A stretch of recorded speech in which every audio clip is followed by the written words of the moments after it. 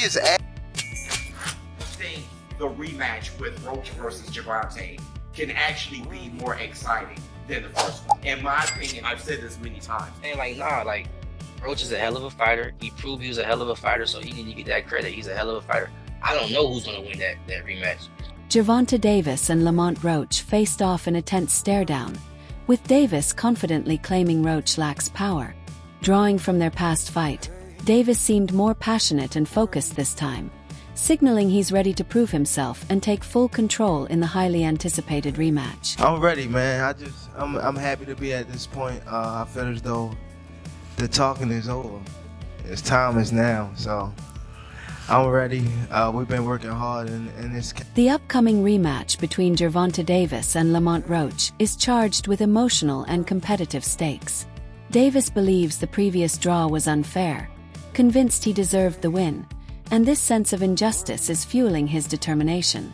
On the other side, Roach is training with relentless intensity, aiming to prove that his power caused Davis's knee injury in their last fight.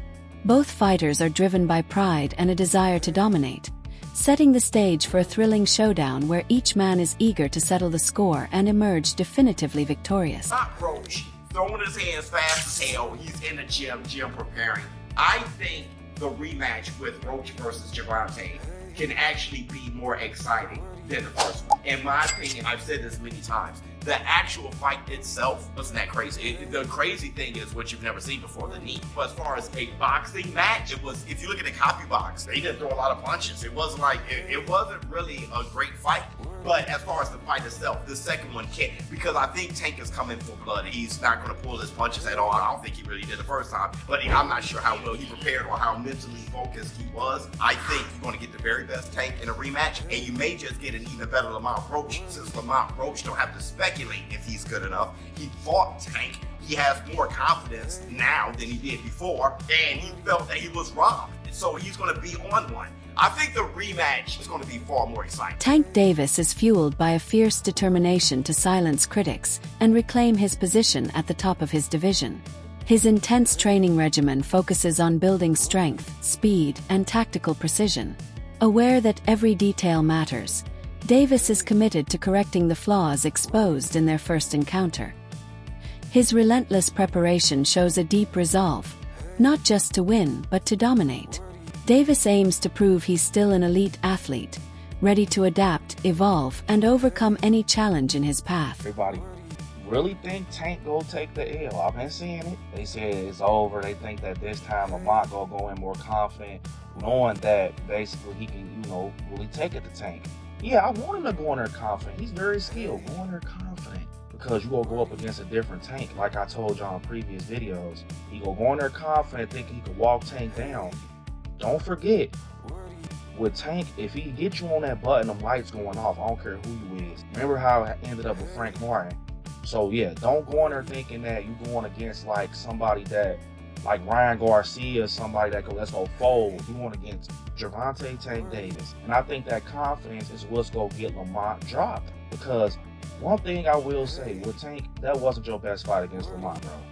I feel like you was in your head too much, you was overconfident, and you was really just, your mind was in y'all story, the lore, and everything with y'all history. You ain't going there like, I'm fighting a stranger. You going there like, oh, this Lamont, this from the same camp, we from the same area. But now I think that whole situation woke him up. Because you gotta think, Tank not used to losing. He not used to people being against him. He not used to being the one that like gotta step back from the situation. That's why I think he's being hushed right now. Because when he come this time, it ain't no talking. And that's why I think it's scary, because we never see Tank in that mode where he don't say a word. I think this gonna be a different Tank. And what's crazy is Tank used to be like that in the beginning. Like when he was with Floyd, like when I'm talking about Tank with the fade, with the waves, bro. He ain't used to be on that showboat and stuff until he got like, a little bit more in the boxing, thing. Of course, once you with Floyd, you're gonna start being flashy and going backflips off the ring. Roach's approach to training for the rematch is marked by discipline and precision. From the first day back in camp, he's shown a renewed focus and a clear mission to return stronger and more refined. Aware of the fight's magnitude, Roach is sharpening both his physical conditioning and technical skills. Every punch, defensive move, and simulated round is designed to elevate his performance. This intense level of commitment highlights his readiness to challenge Davis with everything he's got, leaving nothing to chance. Lamont Roach in training camp, ready for one of the biggest rematches in 2025 against Gervonta Davis, one of the biggest faces. What a man. Roach's mindset heading into the rematch reflects growth, maturity, and respect for his opponent. While the first fight ended without a clear winner, he understands that the margin for error is now razor thin. His interviews reveal a strategic, focused mentality. He's mentally prepared for any scenario in the ring. Roach isn't relying on past performances or underestimating Davis's abilities. Instead, he views this rematch as a fresh challenge, demanding unwavering focus, adaptability, and a sharp, calculated approach to victory. How many rematches have you fought? 0. What do you have to do to create enough separation where this don't happen again? Whew, that's a good question. It's going to be based on my training camp. I have to push myself a little harder if that didn't give me the win. And I have room. I definitely have room. I'm not going to lie, I have room. You believe you fought the best Gervonta, or do you think he got some more gears? 100% full fact. I think he might have some more gears, but I fought the best Gervonta that night. I don't want people to get it misconstrued or whatever the case may be. He's a hell of a fighter, hell of an IQ, great punching power, good speed, and a really good boxing ability. A lot of people underrate that. Don't think because of what I did, y'all think y'all can just go in there and think y'all can have the same night, you know what I'm saying, or do the same thing. He still will go upside your head and crack you, and you know what I'm saying, you might end up with a foot. Everybody not built the same, and that's what people get messed up. He did a whole lot of things that was good in that fight, a whole lot. And I'm telling you right now, if he wasn't as good of a fighter as he was, that would have been, you know what I'm saying? I would have steamrolled. Don't get that misconstrued. He's still the guy he is. It's just he ran into a guy that's on the same level. Insight from Keyshawn Davis adds a compelling layer to the narrative, viewing the fight as balanced yet unpredictable due to the champion's shifting emotional state. He suggests Gervonta Davis may not be fully invested, with his enthusiasm for boxing potentially waning, an element that could affect his energy and focus in the ring. In contrast, Lamont Roach is seen as a tough, skilled challenger whose motivation remains strong. This stark difference between a possibly dispassionate champion and a hungry underdog heightens the tension and drama surrounding the highly anticipated bout. Version he shows up with, and no disrespect to Roach, but you know what I mean. No, that is disrespectful to Roach, and like y'all fight fans gotta realize that is disrespectful. You know what I'm saying? Like, he in there fighting another grown man that ain't going for none of that shit. You know what I'm saying? And you don't think Roach is gonna come with another game plan or something better or this, that, and third. So when they had a rematch, are y'all still gonna say, oh, Tate's still not his full self ever since he fought whatever? You know what I'm saying? Like, nah, like, Roach is a hell of a fighter. He proved he was a hell of a fighter, so he need to get that credit. He's a hell of a fighter. I don't know who's gonna win that rematch. I honestly feel like Tank is losing love for the sport, or he lost the love for the sport, and he's no longer hungry anymore. Well, that's what I was getting at. Yet you got a guy that's just super hungry and never had no attention, now getting all his attention, and now you get around 2 of his attention. It's like, shit, that's kind of hard to beat. You know what I'm saying? But at the end of the day, Tank is he's still a great fighter. You know what I'm saying? So that's what I'm saying. It's 50-50. And to your point, we were saying, okay, he lost love of the sport. The rivalry between Davis and Roach has evolved into a defining chapter in both their careers. Davis, once seen as an unstoppable knockout artist, had his aura of invincibility shaken by Roach's resilient and strategic performance. That fight exposed areas for improvement on both sides, adding depth to their rematch. Roach, in particular, gained confidence from holding his own against Davis and now returns with renewed determination, fresh insights, and an upgraded training regimen aimed at securing a decisive victory. But they've known each other. These two have known each other for a while. Does Lamont Roach just understand a way to beat or frustrate Tank in a way that others don't.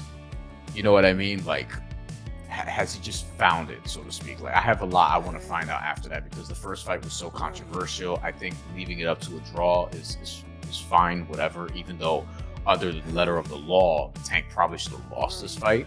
And probably would have if they counted the knockdown when he took a knee. He blamed it on grease. I assume he won't on his hair. And it could get greasy. Like, Amanda Serrano was like, yo, that's what fucking put me out of a fight in Puerto Rico.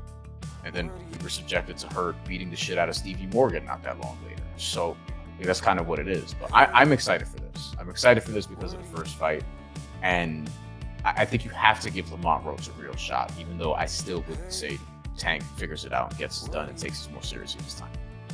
Yeah, I think that because they're so familiar with each other, like these guys fought each other when they were kids, and then Lamont Roach comes into the ring and listen, regardless, like Lamont Roach came in there and he was confident. And I don't think a lot of people believed that he was going to be able to get it done against Tank. People thought that Tank was going to knock him out. Here's the thing though, Tank is actually super skilled. Like, he doesn't throw a lot. When he does, he's extremely accurate, but he does have skill. And what he does is he reels in his fighters and he ends up landing big shots on them that end up knocking his opponent out.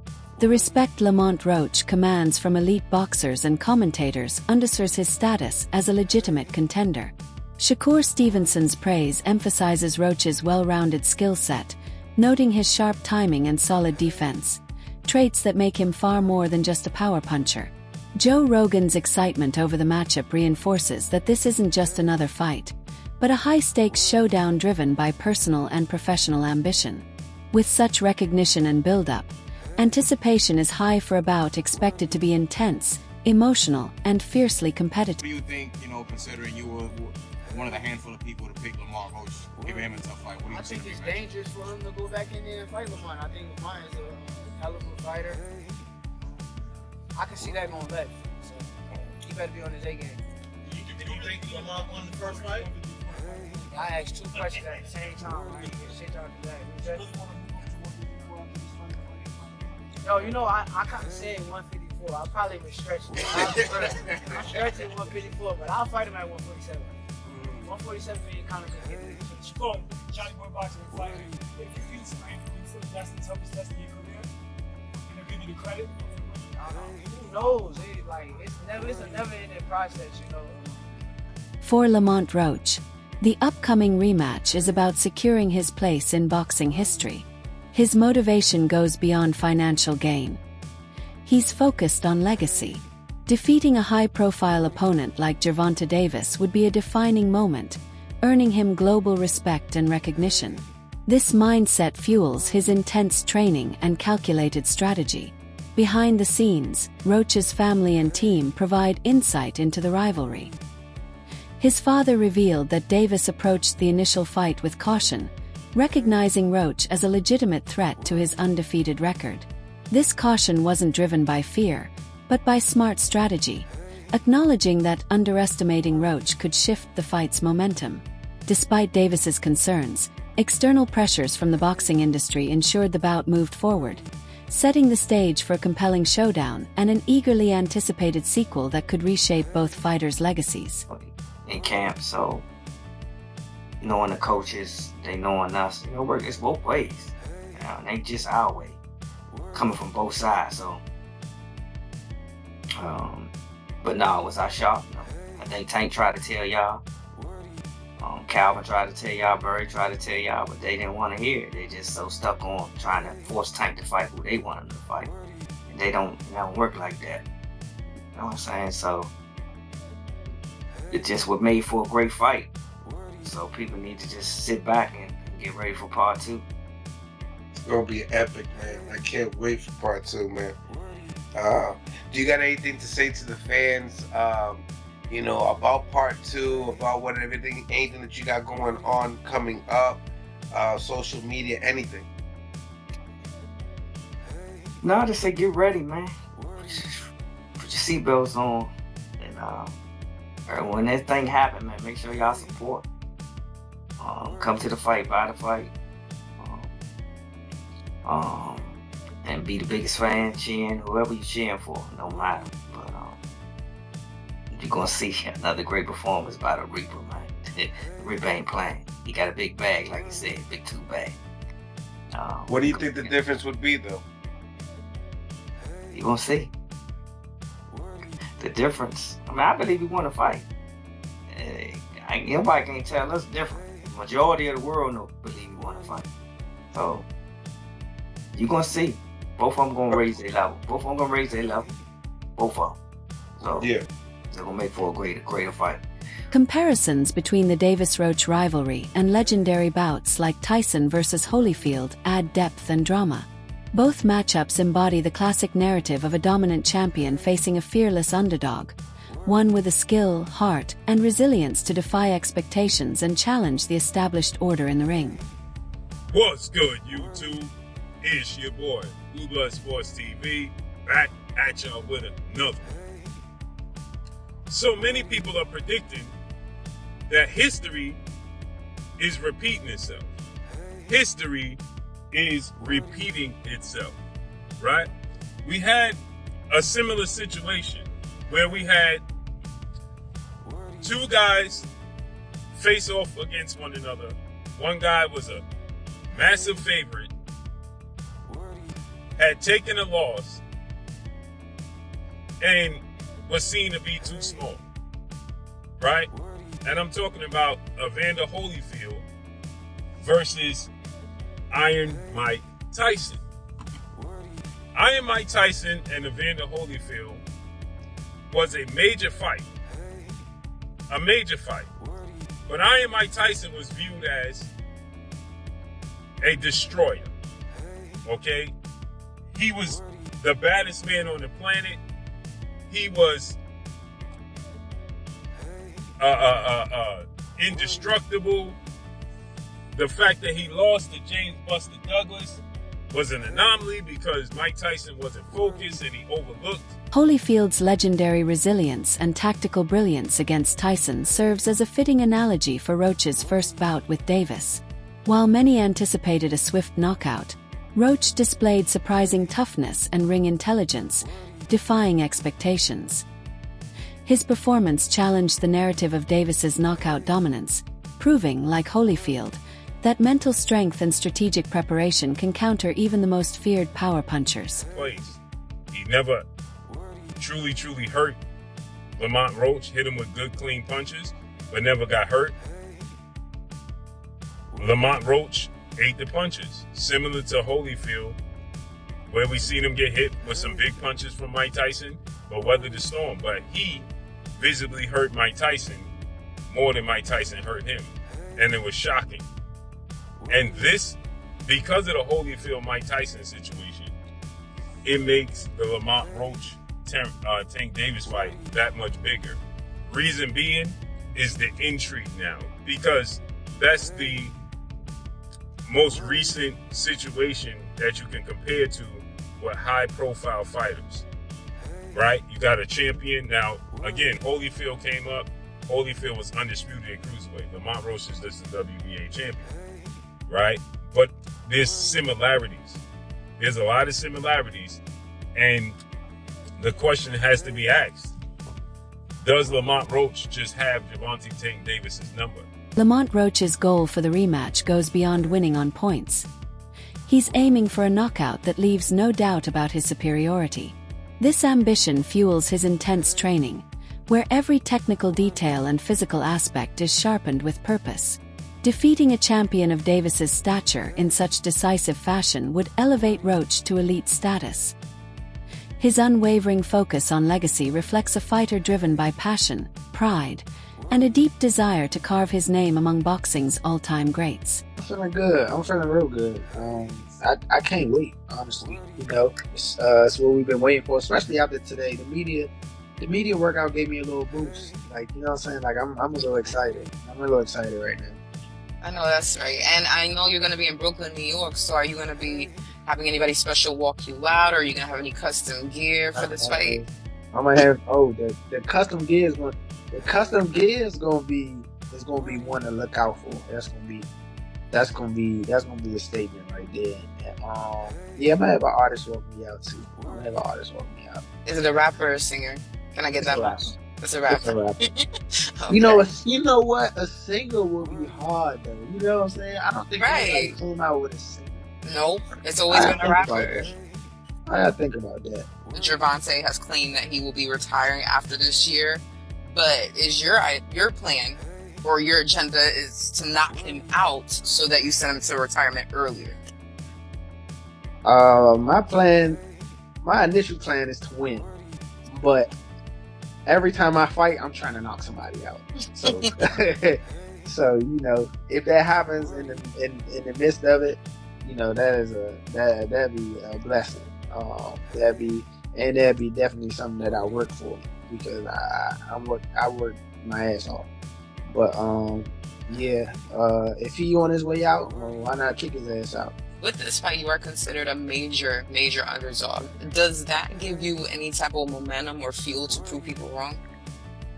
Yeah, it does in a sense, but yeah, it do for sure. I ain't gonna lie, I like to prove people wrong, and I damn sure like to prove myself right. So yeah, it definitely gives me an incentive, and like I said before, I've been here before. The heck the fight they had me duck. Right now, they really got me. They really got me. So, you know, it's an agenda. I got it on the agenda to upset a lot of people. That's it for today's video. Stay tuned for more.